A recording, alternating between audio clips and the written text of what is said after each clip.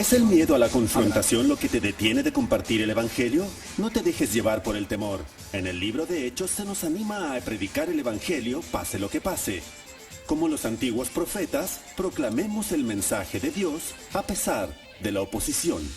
Bienaventurados seréis cuando os insulten y persigan y digan todo género de mal contra vosotros falsamente por causa de mí. Regocijaos y alegraos, porque vuestra recompensa en los cielos es grande, porque así persiguieron a los profetas que fueron antes que vosotros. Mateo 5, versículo 12. ¿Cuándo fue la última vez que conversaste con alguien específicamente para llevarlos a Cristo?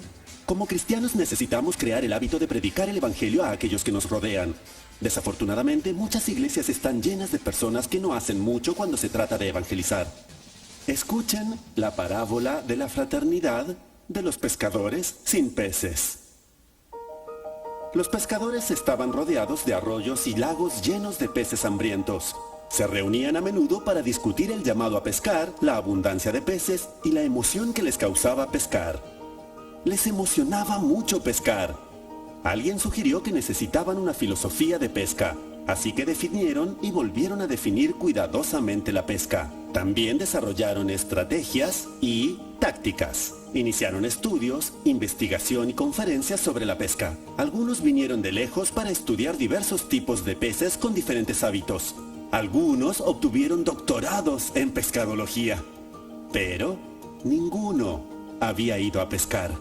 Se formó un comité para enviar pescadores. Cuando los lugares para pescar fueron más que los pescadores, el comité determinó prioridades. Se publicó una lista con los lugares de pesca en el tablón de anuncios en todos los pasillos. Pero, aún así, nadie fue a pescar. Se realizó una encuesta para saber el porqué. La mayoría no respondió, pero los que sí lo hicieron dijeron que se sentían llamados a estudiar los peces, otros a proveer equipos de pesca y varios a alentar a los pescadores. Con tantas reuniones, conferencias y seminarios, simplemente no tenían tiempo de ir a pescar. Ahora, Jake era nuevo en la fraternidad de pescadores y después de ir a una reunión, fue a pescar y capturó un pez enorme. En la siguiente reunión, Jake contó su historia y fue reconocido por su hazaña. Le dijeron que tenía el don de la pesca. Entonces programaron charlas para que él contara cómo lo hizo. Con todas las invitaciones y su nombramiento a la junta directiva, Jake ya no tuvo tiempo para ir de pesca. Al poco tiempo, comenzó a sentirse inquieto y vacío. Añoraba volver a sentir el tirón de la caña de pescar. Así que canceló sus charlas, renunció a la junta y le dijo a un amigo: «Hey, vámonos de pesca». Y es exactamente lo que hicieron. Y he aquí, atraparon peces. La fraternidad contaba con muchos miembros. Habían muchos peces, pero los pescadores eran pocos. En Marcos 1:17 Jesús dijo: «Vengan conmigo y yo haré que ustedes sean pescadores de hombres». Cuando se trata de evangelizar, ¿eres un pescador que no pesca? Si ese es el caso, no tengas miedo de seguir a Jesús. Puedes confiar en Él, porque Él te hará un pescador de hombres. Amén, gloria al Señor. Bueno, sé que podría ser risible, podría darnos risa lo que estamos viendo ahí, pero es lo que sucede en muchos casos de la iglesia. Y confiamos en que hoy están aquí, no solo para aprender, sino para poner en práctica lo aprendido. Dios ponga en nosotros más amor por las almas, que nos dé pasión por el Evangelio y más amor por Cristo. Amén. Esta es nuestra oración, hermanos. Mateo 9, versos 37 al 38. Ciertamente es mucha la mies, pero son pocos los segadores. Por tanto, pidan al Señor de la mies que envíe segadores a cosechar la mies. La respuesta debemos ser nosotros. Es muy fácil orar pidiendo que Dios envíe a otros, pero nosotros tenemos que ser fieles y obedientes a lo que el Señor nos mandó. Dios nos ayude. Amén. Gloria a Cristo. Gloria al Señor, hermanos. Bien, bueno, vamos a... Me corresponde el primer taller que vamos a dar en esta mañana, que es Elementos del Evangelismo Bíblico. Así que les voy a pedir por favor que nos preparemos para ello. Hemos dado la presentación del ministerio. Y una vez más, gracias a Dios por sus vidas, gracias por todos los que están aquí en el día de hoy, que se dieron la cita. Y quiero hacer una breve oración para dar inicio una vez más a este tiempo. Si podemos orar, por favor. Precioso Padre, con temor, con reverencia nos presentamos delante de ti en esta mañana, sabiendo que tenemos acceso al trono de la gracia para hallar oportuno socorro. Oramos por sabiduría, oramos por diligencia, pero sobre todo, Señor, oramos porque Cristo sea exaltado durante este tiempo. Oramos porque Cristo sea revelado a cada corazón. Que tú seas, Señor, exaltado en nuestras vidas, que tú seas quien brille y los conferencistas seamos olvidados. Porque lo más importante, Señor, es que tú hables a nuestras vidas y nos lleves a confiar en ti, a depender de ti. He aquí tus siervos, Señor, cada uno de nosotros, dispuestos a obedecerte. Ayúdanos, equípanos, Señor. Apaciónanos en lo que da pasión a tu corazón, que es la salvación de las almas. Danos pasos firmes, constantes, a no claudicar y a no dudar en el llamado que nos has dado. Bendice por favor este tiempo, Padre, y sella tus palabras en cada corazón. Abre tú nuestro corazón, nuestros oídos, nuestro entendimiento, para estar atentos a tu voz, Señor, y obedecerla. Bienaventurados seremos, Señor, si tú nos hallas haciendo tu voluntad, y queremos hacerlo, Padre. Gracias por este tiempo, en el nombre de nuestro Señor Jesucristo. Amén y amén. Que el Señor añada bendición a su palabra. Y bueno, queremos dar bienvenida también a los pastores que están aquí en el día de hoy. ¿Cuántos son pastores? Ubique por un pastor. ¿Alguien más que sea pastor? Allá atrás, hermano, bienvenido. Dios les bendiga. ¿Alguien más? Son 2 pastores. Bueno, gracias al Señor. No, los demás van a decir, no soy pastor, pero soy cristiano. Claro, todos somos del Señor. Pero damos gracias al Señor también cuando los pastores se involucran en esto, porque transmiten a la iglesia el deseo y la pasión por el evangelismo. Así que bueno, vamos a hablar de los elementos del evangelio bíblico. Vamos a abordar esto ya que el tiempo corre. Y nos dice en la primera diapositiva, por favor, vamos a dar un énfasis, más bien el énfasis que se da en el evangelismo moderno, tiene que ver precisamente con temas o con títulos o las cartas de presentación como Dios te ama, Cristo murió por tus pecados, tú importas, y no estás feliz porque no tienes a Cristo en tu corazón. Esas son normalmente las palabras que el evangelismo moderno utiliza o las frases para poder hacer atractivo el evangelio. Pero yo quiero que escuchemos una cosa, por favor. La palabra de Dios dice que la cruz es locura para los que se pierden. Así que en sí el mensaje del evangelio no es atractivo. Es un mensaje que para la lógica humana no tiene sentido. Solo detente a pensar por un momento y utilicemos el sentido común. ¡Hey! Un judío que vivió hace 2000 años murió en una cruz y puede salvarte de tus pecados. ¿Qué? Eso no tiene sentido. Es un mensaje que para nosotros no tiene el sentido dentro de lo natural y por lo tanto vivimos por fe y no por vista. Y el evangelio se cree por fe. El evangelio ha sido revelado por fe y para fe. ¿Qué quiero decir con todo esto? Que el mensaje en lo natural no va a ser un mensaje atractivo para las personas. No es como invitarle a alguien a un partido de baloncesto o invitarle a un partido de béisbol, que es algo atractivo, que puede llamar tu atención. El evangelio no es algo atractivo porque de entrada demanda una renuncia a ti mismo. Jesús fue muy claro cuando él dijo, niégate a ti mismo, toma tu cruz cada día y sígueme. Y por lo tanto el mensaje del evangelio es confrontativo, es ofensivo y nada agradable. ¿Qué hemos hecho como iglesia? Cambiar el eslogan, dar un título que sea un mensaje atractivo para las personas y quieran venir. Es que si yo les hablo de pecado, de juicio, de justicia, de un Dios soberano, seguramente eso no lo van a querer escuchar. Pero si yo les hablo, mira, Dios te ama, Cristo murió por tus pecados y Él te ama tal cual eres. Tú importas, eres valioso y Dios quiere salvarte. Bueno, yo sé que de entrada todas estas frases sí tienen una connotación bíblica. Pero Jesús no llegó e inicia su ministerio diciendo, los amo a todos, los invito este domingo a mi casa a comer una carne asada. ¿Verdad que no fue así? Y Él invita a las personas, demanda, ordena al arrepentimiento. Y eso es algo que tenemos que comprender y no olvidar. Cuando tú y yo estamos predicando el evangelio a las personas, estamos presentando el mensaje de un Dios que es 3 veces santo. Dios es justo, Dios es bueno, Dios es amor, pero el atributo exaltado del Señor es su santidad. Así que tenemos que entender estos principios y lo vamos a ir desarrollando poco a poco. Algunos elementos que vamos a ver en esta presentación es que vamos a aprender el carácter de Dios, la naturaleza del hombre, el juicio de Dios, el gran dilema, vamos a desarrollarlo. ¿Qué es lo que Dios hizo para salvarnos? ¿Cuál es la respuesta del hombre? ¿Cuál es la promesa de Dios? Y el creyente verdadero. Esa es, digamos que la sinopsis de lo que vamos a estar analizando durante esta presentación de elementos del evangelismo o del evangelio bíblico. ¿Por qué es importante conocer los elementos del evangelio bíblico? Porque la Escritura establece que el evangelio es el poder de Dios para salvar. En Romanos 1:16. Eso significa para nosotros que el mensaje del evangelio es perfecto tal cual fue revelado. No tiene que ser mejorado, no tiene que ser cambiado, es perfecto tal cual es. Y por lo tanto, el evangelio demuestra o nos muestra la naturaleza divina y santa del Señor y demuestra a su vez la naturaleza caída y perversa del ser humano. Solo el evangelio tiene el poder para salvar, porque el evangelio tiene el mensaje de las malas noticias de que todos estamos separados de Dios, en enemistad con Dios, y las buenas noticias que puede haber reconciliación con ese Dios santo a través de Jesucristo. Entonces tenemos que entender estos elementos del evangelio para poder presentar bíblicamente el evangelio, para asegurarnos que estemos presentando al Jesús de la Biblia.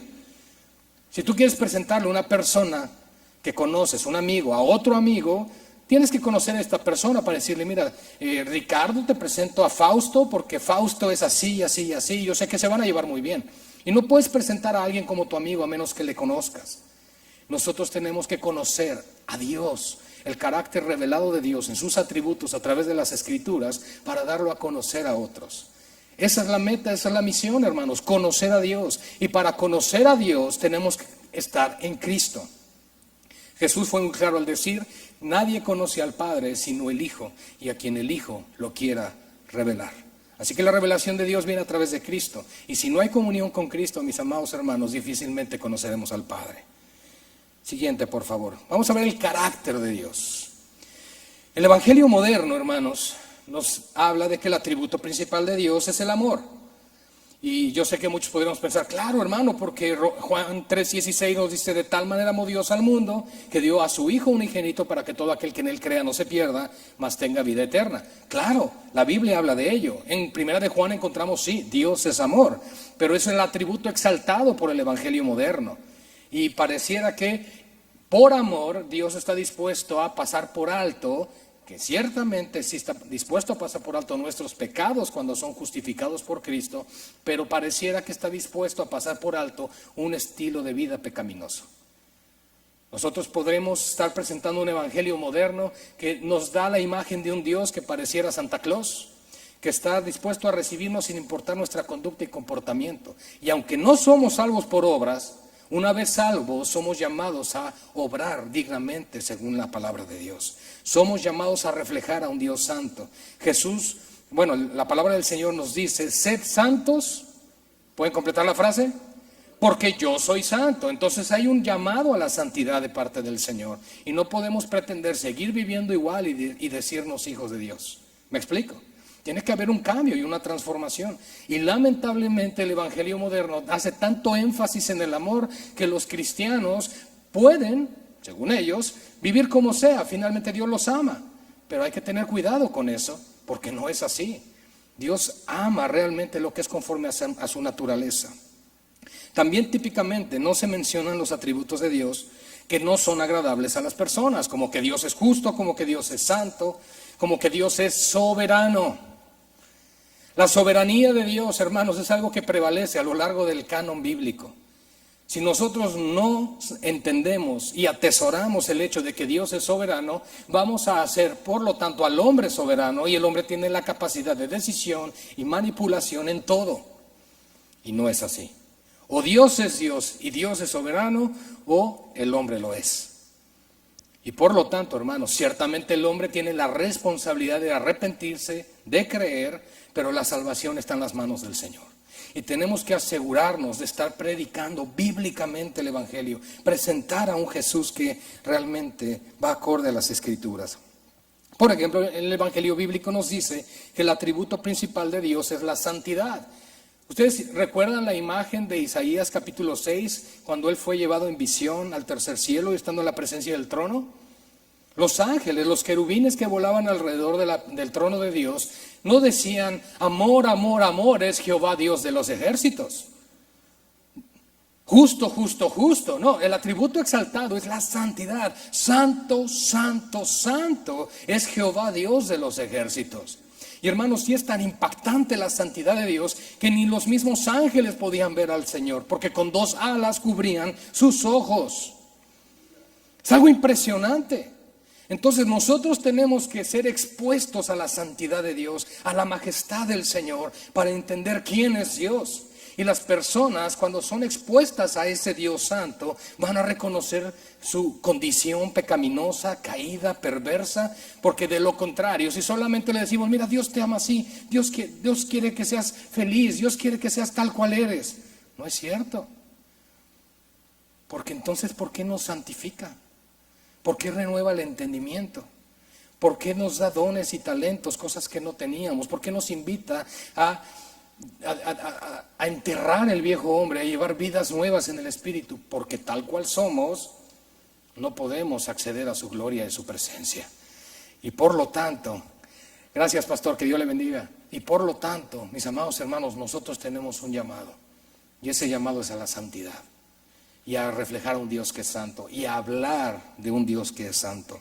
También Dios es todopoderoso, enseña Apocalipsis 4:8. También es exaltado en gloria, dice Salmo 57:5. Dios es soberano, 1 Timoteo 6:5. Y Él es el juez justo que aborrece el pecado, Salmo 7:11. Dios es amor, pero ama lo que está de acuerdo con su naturaleza. Hay un dicho que no está en la Biblia y que no es un dicho cristiano, que los cristianos lo utilizan y dicen, mira, Dios ama al pecador, pero aborrece al pecado. Pero hay un problema con eso, quien termina en el infierno es el pecador. Y por lo tanto, amados hermanos, la Escritura nos dice que Dios es un Dios que tiene ira. Y esa ira se revela desde el cielo contra toda injusticia e impiedad. Y por lo tanto Dios en esa santidad y en esa justicia condenará todo aquello que no es conforme a su naturaleza. Y podríamos pensar, ¿y cómo es entonces que nosotros venimos a ser parte de la naturaleza de Dios? ¿Han leído por ahí Romanos 8:15? Dice que nos ha hecho sus hijos por medio de adopción. Nos ha adoptado como sus hijos, parte de la familia de Dios. Eso significa que si no somos hijos de Dios, somos hijos del diablo. Nadie es huérfano, ¿verdad? Nadie es huérfano en este mundo. Siguiente, por favor. En Isaías 6:1-3 ya hablamos precisamente de que Dios es santo, santo, santo, exaltando la santidad de la Trinidad, mis amados hermanos. Y por lo tanto entendemos que tenemos que presentar a Dios de esta manera. Dios es santo, el hombre es pecador, el hombre por lo tanto necesita justicia y esa justicia no puede venir de sí mismo, necesitamos del Señor. Nuestro hermano Miguel hablará del uso de la ley en el evangelismo y esta es una enseñanza importantísima que tienen que prestar atención en su momento porque tiene el propósito de revelar el carácter divino a través de la ley. Siguiente, por favor. En el Evangelio moderno, por ejemplo, nos dice que el hombre está desviado del plan de Dios y no está feliz por eso.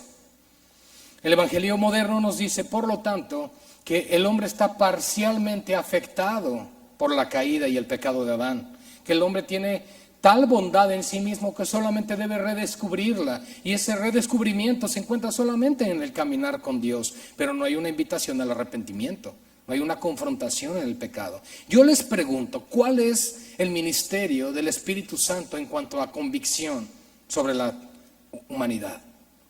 Él trae convicción de pecado, de justicia y de juicio. Y todo esto tiene que ver con la muerte de Cristo. Tiene que ver con nuestro pecado que llevó a cruz al madero. Todos los que estamos aquí colaboramos con nuestro pecado para que Cristo muriera. Y por lo tanto no podemos hacer de esto un tema romántico. No podemos hacer de esto un tema de emociones, sino tenemos que darle la seriedad que Dios le da. Cuando Jesús murió en la cruz, Él murió literalmente ahí. Y recibió la ira del Padre por nosotros. Él vivió la vida perfecta que nosotros no podemos vivir. Él vino a satisfacer las demandas de la ley de Dios. Él no vino una semana solamente Bueno, yo voy, muero por ellos y después regreso a la presencia del Padre. No, Él vino también a sustituirnos en todo, a representarnos en todo. Por eso se hizo hombre. Y en esa sustitución vivió la vida perfecta que no podemos vivir y padeció o murió la muerte que nosotros merecíamos por el pecado. Y en esa condición, mis amados hermanos, es en la que nos encontramos y por la cual debemos de presentar el Evangelio de una manera bíblica. Así que el Evangelio moderno también nos dice, Dios quiere llenar el vacío en su corazón y quiere dar significado y felicidad a tu vida. Suena muy bonito y suena como algo agradable. Si yo a las personas les digo, hey, ¿sabes? Dios quiere llenar el vacío de tu corazón para que no estés triste, quiere que tengas sentido y rumbo en tu vida. ¿Quieres a ese Jesús? Sí, claro, ¿qué tengo que hacer? Pues suena muy bien. O, oye, mira, quiero presentarte un Jesús que quiere prosperarte y bendecirte y que tus negocios avancen y que todo te vaya bien. ¿Quieres? Claro, porque no demanda compromiso, no demanda arrepentimiento, no demanda santidad. Y por lo tanto, hermanos, ese evangelio, que es el que predomina en el día de hoy, tiene tanta aceptación. Y las personas abrazan ese mensaje. Y luego vienen los problemas, vienen las persecuciones, vienen las tribulaciones y la gente huye. E incluso decimos, ay, perdió la salvación. Pero es que realmente vino a Cristo por los motivos incorrectos. No están llegando al Señor por justicia. No están llegando al Señor en arrepentimiento y fe. Solamente por emociones, solamente por conveniencia. El Evangelio bíblico, por lo tanto, nos dice, el hombre está corrompido, está perdido, es culpable y está condenado delante de un Dios que es justo. Efesios 2:1 dice que cuando Él nos rescata de una condición de un cadáver espiritual, muertos en delitos y pecados.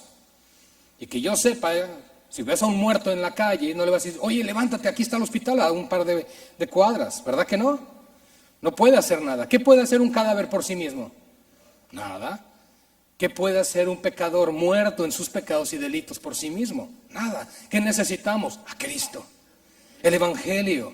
Porque solo el Evangelio puede traer la voz del Salvador, como con Lázaro, sal fuera y ser levantado de la muerte. Solo el Señor puede hacer eso. Así que Dios nos ayude, mis amados hermanos. También el Evangelio bíblico nos habla de la gran necesidad del hombre, de esa justicia. Cuando tú y yo estemos delante del Señor, el Señor no te va a preguntar por tu cuenta bancaria, por tus negocios, por tus dones, por tus talentos. Él solo verá si has sido justificado o no por la sangre de su Hijo. Hemos leído por ahí que Jesús dijo, no todo aquel que me diga, Señor, Señor. Y hablaban en su nombre, en tu nombre hicimos esto. Y yo les responderé, nunca los conocí. Una vez más, ¿cómo nos conoce el Señor? Por adopción, cuando nos hace sus hijos. No puede mejorarse el Evangelio, hermanos. Necesitas una nueva naturaleza. El hombre natural no puede heredar el reino de los cielos así. Tiene que ser regenerado, tiene que nacer de nuevo. El que nace de nuevo verá el reino de los cielos, entrará al reino de los cielos.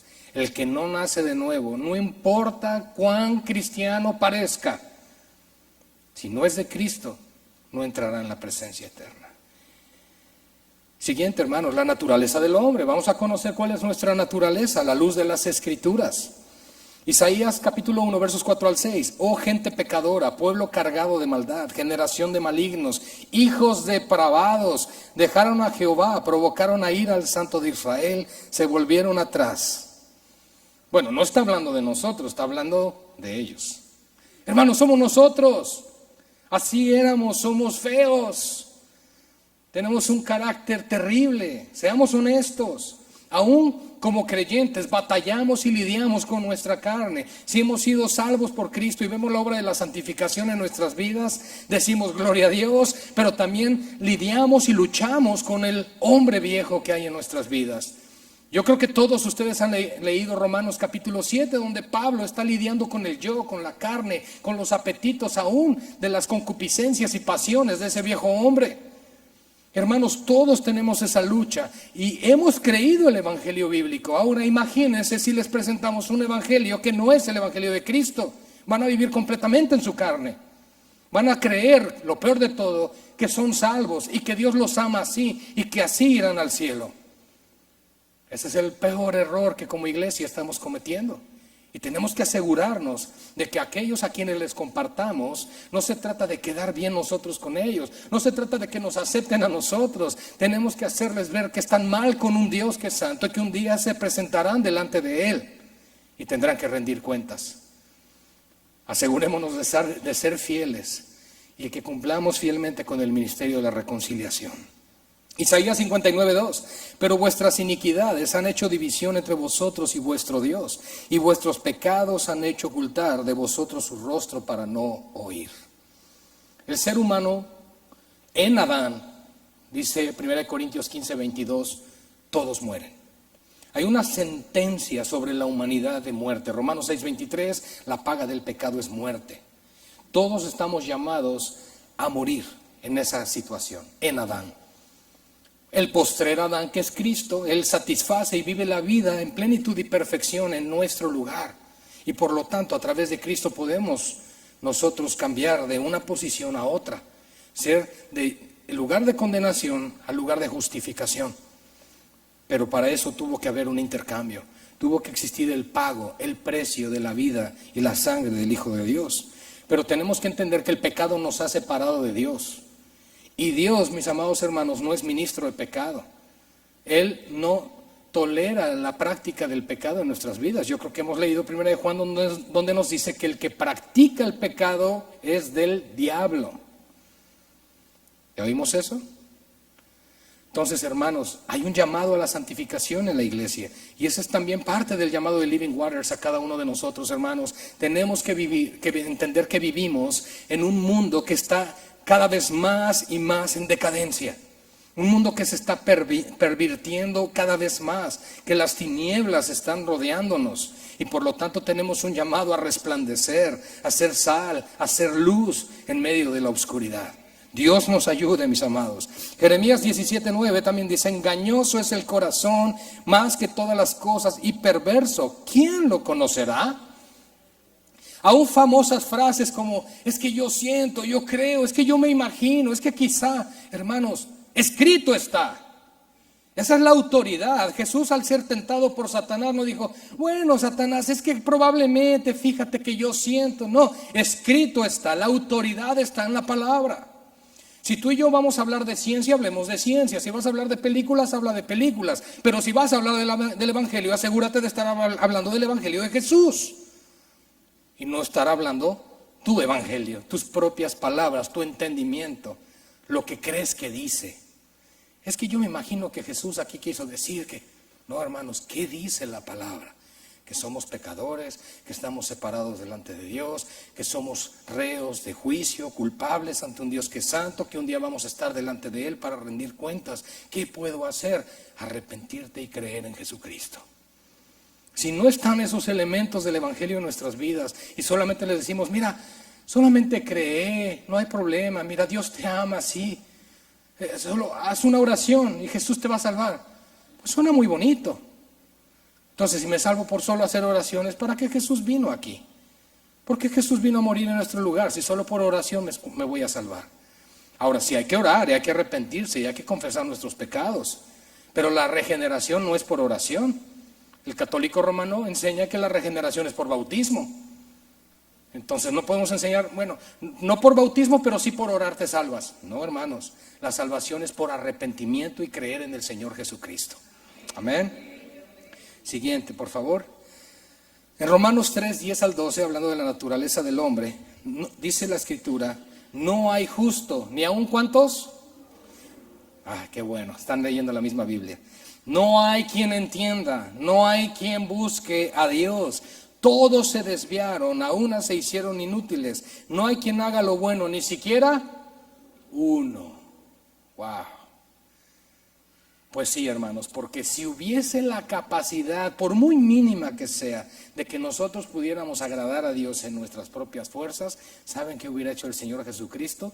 No se hace hombre, no viene a vivir y a morir por nosotros, simplemente hubiera dicho, sálvese quien pueda. Pero no va por ahí. La ley precisamente dejó ver que el hombre no podía ser salvo por obras. Y por lo tanto Jesús vino en su misericordia y por amor. Claro, eso nos queda claro. Él sí vino por amor, claro. Pero tenemos que entender que vino para satisfacer las demandas del Padre. El amor más grande que puede haber es la cruz de Cristo. Y no podemos cambiar el mensaje. Tenemos que presentar al Señor fielmente. Efesios 2:1, una vez más esta cita, que Él nos da vida a nosotros cuando estábamos muertos en nuestros delitos y pecados. Así que esa es la condición natural del hombre. Dice la Biblia que nacemos en enemistad con Dios. Qué tremendo es eso. Éramos enemigos de Dios por naturaleza. Entonces esto es algo importante que debemos de entender. Cuando Dios te salvó, porque estoy seguro y eso confío que todos aquí somos salvos, cuando Dios te salvó, ¿de qué te salvó? Quiero escuchar opiniones. ¿De la muerte? ¿Del infierno? ¿Del pecado? De Él mismo. Esa es la respuesta. Horrenda cosa es caer en manos del Dios vivo. Hermanos, ¿a qué grado ha llegado el ser humano que somos peor que los demonios? ¿Crees que Dios es uno? Bien haces. Los demonios también creen y tiemblan. Y el ser humano no tiembla, e incluso niega la existencia de Dios. Pero aún como cristianos, a veces pecamos sin temblar. Dios nos lleva a esa santidad, hermanos. Dios despierte a la iglesia a entender que sin santidad nadie verá al Señor. Salmo 7:11 nos habla ahora del juicio de Dios. Mientras nosotros con el evangelismo moderno nos atrevemos a decir, Dios te ama y tiene un plan maravilloso para tu vida, la Biblia dice, Dios está airado contra el impío todos los días. Hermanos, hay que entender eso, porque si Dios amara al pecador en su condición caída y depravada, entonces, ¿dónde quedaría el amor de Dios al enviar a esa persona al infierno? ¿Sí me explico? No tendría sentido. Eso no tendría sentido. La Biblia misma dice que la ira de Dios está sobre estas personas. ¿Han leído Juan 3:36? El que cree en el Hijo tiene la vida. El que rehúsa creer en el Hijo de Dios no tiene la vida y la ira de Dios permanece sobre él. Eso no me está hablando de mucho amor. Eso no me está hablando de una empatía de Dios con esa persona en cuanto a, no te preocupes, yo te amo tal cual eres. Es que ese es el problema del evangelio moderno, que hay que hacerlo tan atractivo a las personas que no requiera compromiso. Es más, ¿qué vemos nosotros en el día de hoy? No hay grande estima por el día del Señor. Llegamos tarde a los cultos, no digo por hoy. Llegamos tarde a las reuniones de la iglesia, no hay compromiso con las cosas del Señor. ¿Por qué? Porque probablemente estamos viviendo un cristianismo light. Pero eso es consecuencia de un evangelismo light. Y si no hay realmente en nosotros un evangelio transformador en nuestros corazones, no va a haber realmente amor por la palabra de Dios. Si nosotros como padres de familia, que vamos a ir hablando un poco a lo largo de todo esto, no mostramos respeto, honor y responsabilidad por el día del Señor, por su palabra y por su obra, la siguiente generación no lo va a hacer. Así que, hermanos, dice Romanos 1:18 que la ira de Dios se revela desde el cielo contra toda impiedad e injusticia. Y Romanos capítulo 2, 5 al 6 dice que por la dureza del corazón y por el corazón no arrepentido, ¿qué atesora el ser humano? ¿El amor de Dios? No, la ira, para el día de la ira y de la revelación del justo juicio de Dios. Hermanos, el mensaje de solo el amor de Dios contradice la existencia del infierno. No hay sentido en eso. Tenemos que entender eso, que el infierno es la prisión de Dios para todos aquellos que no se arrepintieron y creyeron en Cristo. Así que Dios nos ayude para advertir a cuantos más sea posible que el día del Señor se acerca. Y tenemos que predicar el evangelio porque Cristo vuelve pronto. Esto es un llamado urgente a la iglesia. Y si tú estás aquí, el Señor te trajo con un propósito. No trajo a otros, te trajo a ti. Y tenemos que ser fieles a ese llamado. El juicio de Dios, Apocalipsis 20, 11 al 15, por favor, nos habla del trono blanco. Nos habla de uno sentado también en el trono. ¿Quién? Dios, para juzgar. Dice que fueron juzgados los muertos. También nos dice que fueron juzgados cada uno según sus obras, porque serán abiertos todos los libros. Dios tiene un registro de cada uno de los pecados de todos los seres humanos. No les dieron en la entrada, pero ahorita les van a proporcionar una cámara y con todo y micrófono. Los van a grabar por una semana y la próxima semana nos volvemos a reunir para que podamos ver en las pantallas lo que hicieron. Queremos candidatos. Pero Dios todo lo ve. Aún lo que hacemos en lo oculto, cuando piensas que nadie está observando, Dios lo ve todo. Dios nos ayude, hermanos. Fueron juzgados cada uno, y la muerte y el Hades fueron lanzados al lago de fuego. Esta es la muerte segunda. Y el que no se halló inscrito en el libro de la vida, ¿a dónde fue lanzado, hermanos? Entonces no podríamos decir, bueno, Dios los amaba, pero se fueron al infierno. No, hermanos, la ira de Dios permaneció sobre ellos porque no se arrepintieron. Pero ¿cómo irán si no hay quien les predique? Pero si vamos y predicamos emociones, un evangelio de puro amor, ¿cómo vendrán realmente las personas al arrepentimiento? ¿Cuándo daremos los elementos para que el Espíritu Santo traiga convicción de pecado, justicia y juicio? Así que viene el gran dilema. El evangelio moderno, siguiente por favor, dice: Dios perdona al pecador porque Él es misericordioso. Y también, en vez de ser justo, Dios tuvo misericordia de ti. Ese es el evangelio moderno. O sea, Dios respeta tu estilo de vida. Lo importante es simplemente que Él te amó. Ahora, el evangelio bíblico, ¿qué dice? Dios no puede perdonar sin cumplir las demandas de su justicia perfecta. En otras palabras, para que tú y yo podamos ser justificados, tuvo que existir muerte y derramamiento de sangre. Jesús tuvo que morir por nosotros, iglesia. Él tuvo que morir literalmente en esa cruz, mis amados hermanos.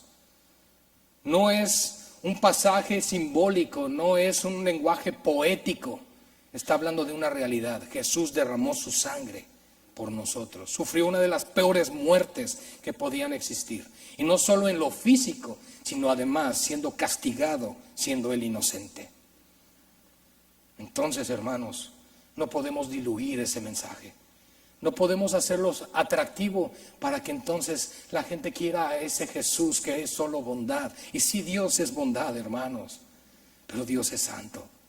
Y Dios demanda arrepentimiento del corazón porque hemos pecado contra Él. El pecado es algo terrible. Y lo hemos heredado de nuestros padres, lo sabemos.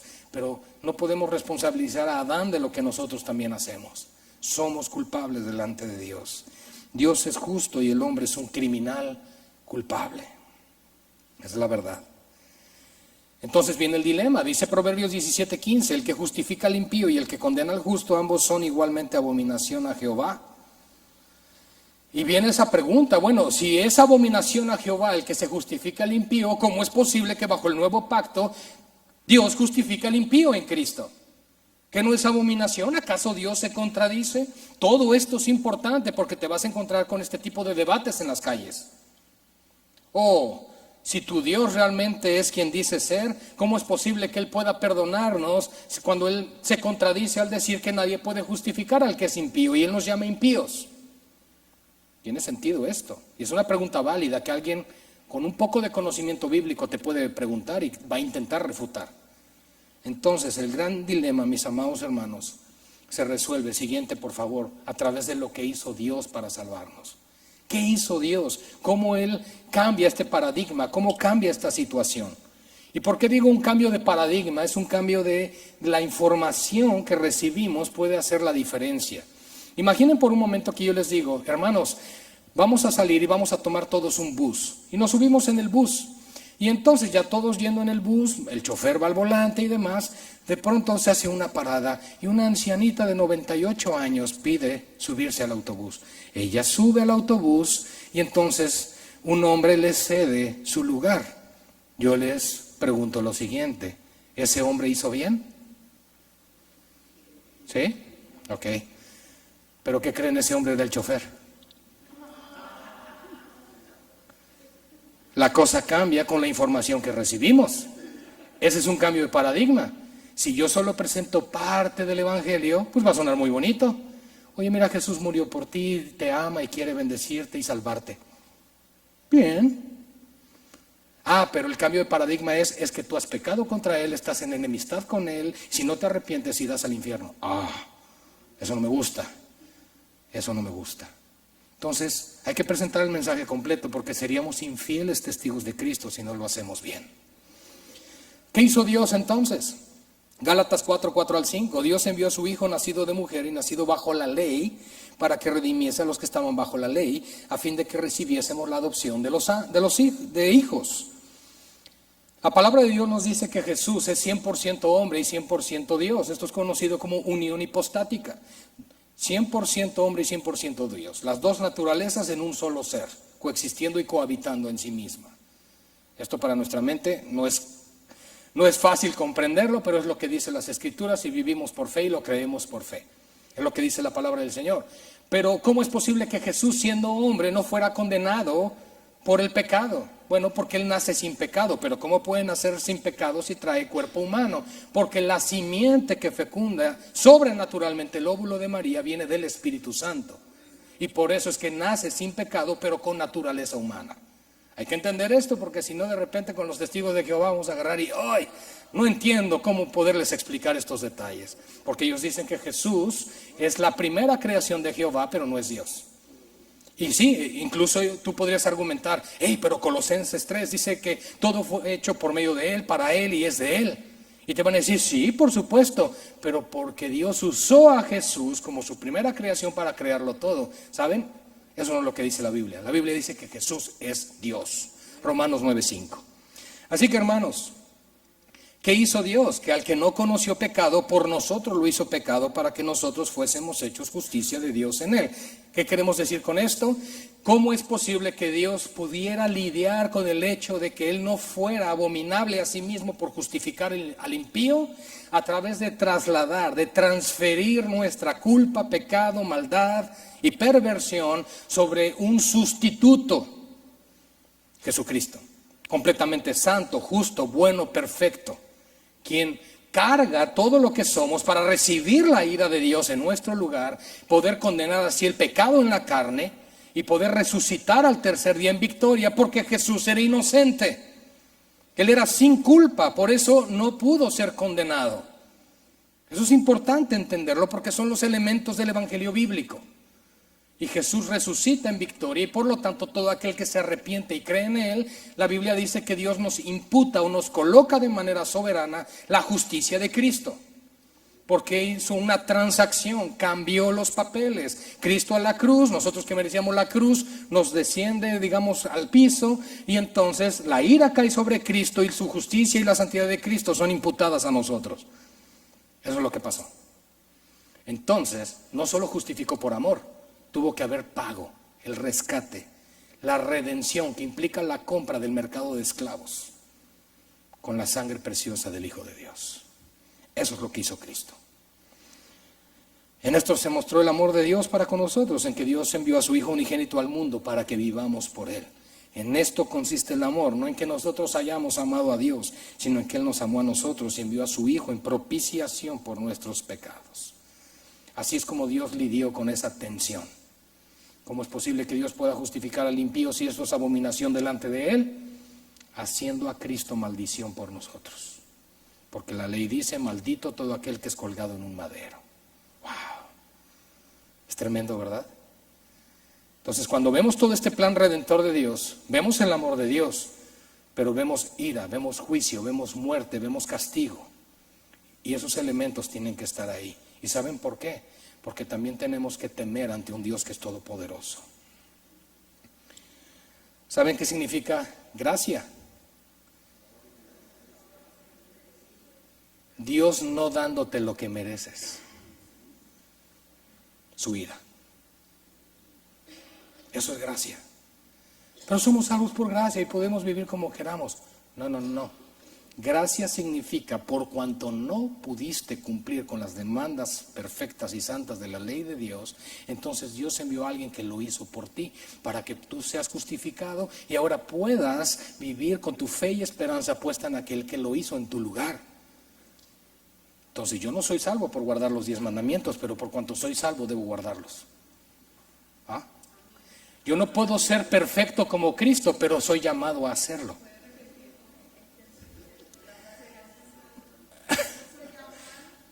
No soy llamado a guardar los 10 mandamientos, pero por cuanto soy salvo los tengo que obedecer. Así que, hermanos, el evangelio moderno, la respuesta del hombre es que el hombre tiene que aprobar intelectualmente el evangelio. Luego dice una oración y ¡pum!, ya es salvo. Y el evangelio bíblico dice, el hombre tiene que arrepentirse, metanoia. Esa palabra en griego significa cambio de mente y ponerte de acuerdo con. En otras palabras, Señor, yo he vivido como yo he querido, pero ahora entiendo que tu palabra es la verdad y me pongo de acuerdo en lo que tú dices. Eso es metanoia. Cuando él dijo arrepentíos porque el reino de los cielos se ha acercado, en otras palabras él está diciendo, mientras sigan pensando de la misma manera no podrán ver mi reino. Por eso nos regenera, nos salva. Y una vez que hace esta obra del nuevo nacimiento en la vida del creyente, ¿qué pasa? Nos invita, dice según Romanos 12:2, a una renovación del entendimiento, porque tú y yo nos comportamos según lo que creemos. Y las convicciones deben ser marcadas y transformadas por la palabra de Dios y no por las tradiciones y no por las emociones. Fuerte, ¿verdad? El evangelio bíblico nos dice, por lo tanto, el hombre tiene que arrepentirse de sus pecados y creer, confiar de todo corazón la obra de Cristo. En su Señor tiene que creer. Marcos 1:15, diciendo, el tiempo se ha cumplido y el reino de Dios se ha acercado. Arrepentíos y creed en el evangelio. Son las palabras de Jesús, y lo sé porque están en rojo en mi Biblia. Bueno, era una broma. Hechos 3:19, hermanos, también dice, así que arrepentíos y convertíos para que sean borrados vuestros pecados. En el sermón inaugural de la iglesia, en el primer sermón que el apóstol Pedro realiza en Hechos capítulo 2, él está exhortando a venir al Señor, arrepentimiento en el Señor, convertirse en la obra del Señor. Y por lo tanto los elementos tienen que estar ahí. Efesios 2:8-9, porque por gracia sois salvos. ¿Por qué somos salvos? Por gracia, por medio de la fe. Y esto no es de nosotros, pues es un don de Dios. Y no es por obras para que nadie se gloríe. Oye, pero yo hago muchas buenas obras para el Señor. Porque somos hechura suya, creados en Cristo Jesús para buenas obras, las cuales Él preparó de antemano para que anduviésemos en ellas. La gloria es de Él, no nuestra. El evangelio moderno, según la promesa de Dios, es, sabes, Dios te promete tu mejor vida ahora y una vida con propósito. Y el evangelio bíblico dice, Dios te promete tribulaciones, persecuciones, tentaciones y la vida eterna. Tu mejor vida no se encuentra aquí, sino en la eternidad. Ahora, no significa que aquí Dios no nos conceda cosas buenas, la familia, quizá dedicarte a lo que te gusta, el tener unas vacaciones, son cosas buenas. Cuando las personas en las calles te dicen, no, el infierno es aquí. Oye, ¿y tú tienes una familia y disfrutas de algunas cosas? Bueno, sí, entonces no puede ser el infierno. Puede ser que la estés pasando mal, pero no es el infierno. El infierno, dice la Escritura, que es un lugar de tormento, de odio, de dolor, de sufrimiento, de obscuridad, creado por Dios para Satanás y los demonios. Cuando les expones esta escena del infierno, dicen, no, entonces no. Aunque sí sabemos que el enemigo está operando fuertemente en nuestros días. Hechos 14:22 nos habla de la promesa del Señor y voy acercándome al final. Dice, es necesario que a través de muchas tribulaciones entremos al reino de Dios. Porque probablemente se me quedaron viendo así como feo, los hubieran visto. Si hubieran visto cómo me estaban viendo, hermanos. Cuando les dije, es que a través de tribulaciones, de pruebas, de sufrimiento y de dolor es necesario que entremos al reino de los cielos. Vas a pensar, pero Cristo ya murió por mí. ¿Qué no acaso el mismo apóstol Pablo dijo, y yo estoy padeciendo los sufrimientos por el cuerpo de Cristo?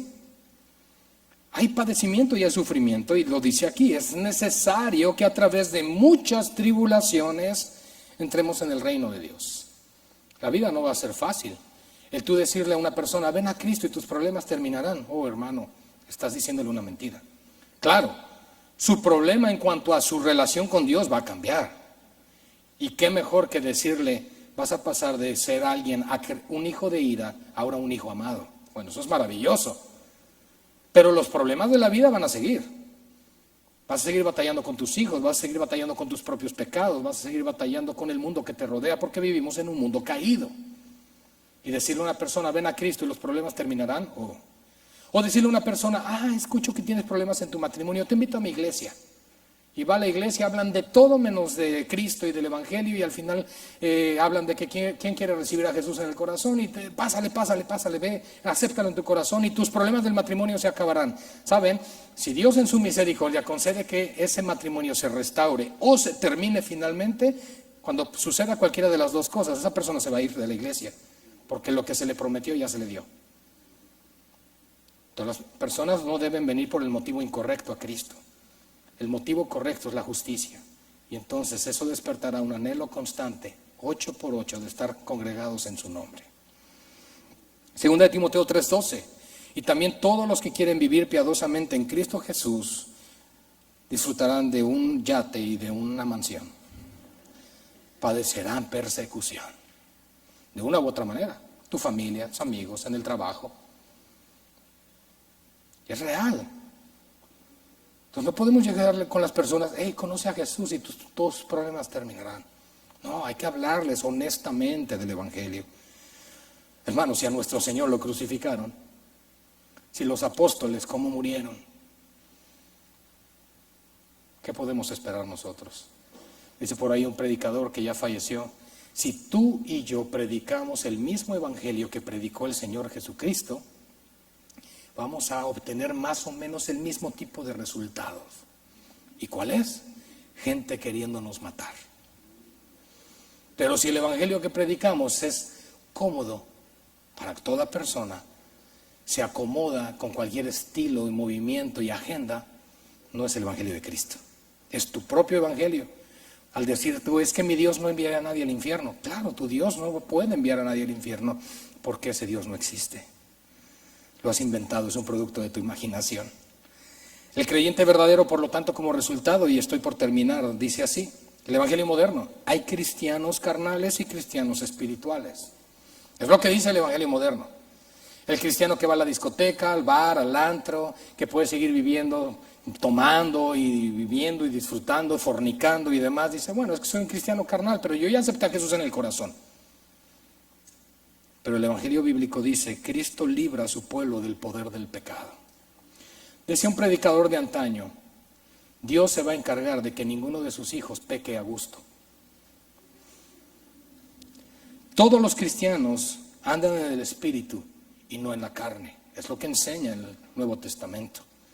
Y el cristiano verdadero vive para la gloria de Cristo. Amén. Y por último, hermanos, el fruto final que nosotros vamos a encontrar en un verdadero creyente y consecuencia de haber predicado y creído el verdadero evangelio con los elementos bíblicos. Filipenses 3:3 nos dice, porque nosotros somos la circuncisión, los que en espíritu servimos a Dios y nos gloriamos en Cristo Jesús, no teniendo confianza en la carne. No confíes en quién eres o lo que tú puedes hacer, confía en lo que Cristo ha hecho por nosotros. Él es el Hijo amado en el cual el Padre tiene complacencia. Es Cristo justificándonos, es Cristo revistiéndonos, lo que nos hace aceptos delante del Padre.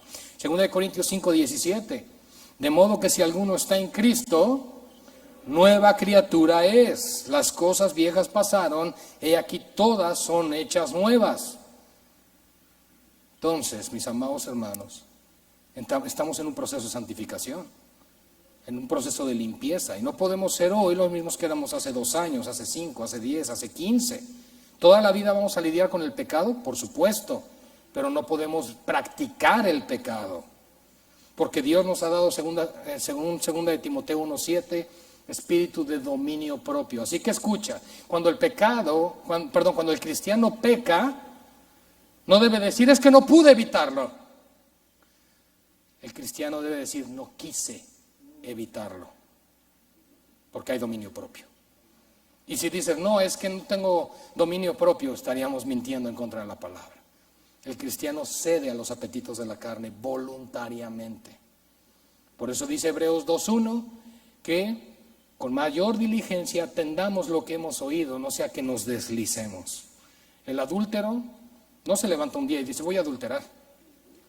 Es algo que ha ido procesando en su mente y en su corazón y ha ido permitiendo por no guardar sus ojos, por no guardarse, y eventualmente cae en el pecado. Lo pudo evitar, sí, pero no quiso. 1 Juan 3:9, y con este cierro: todo aquel que es nacido de Dios no practica el pecado, porque la simiente de Dios, que es Cristo, permanece en él y no puede pecar porque es nacido de Dios. Hermanos, el que es santo, santifíquese todavía. A Dios la gloria.